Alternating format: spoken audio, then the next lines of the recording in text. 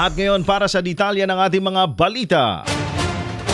Patay ang isang 50 anyos na ginang matapos ang aksidenteng naganap kahapon noong ikalabing tatlo ng Disyembre sa kahabaan ng National Highway, Sinamar Norte, San Mateo, Isabela.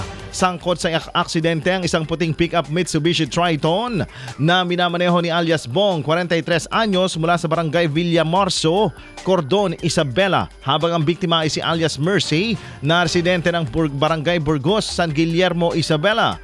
Ayon sa ulat ng PNP San Mateo, binabaybay ng naturang pick-up ang hilagang direksyon patungong Tuguegarao City. Nang makarating sa pinangyarihan ng insidente, tumawid umano si alias Mercy mula sa right shoulder ng daan. Habang dumaraan, nabangga siya ni alias Bong.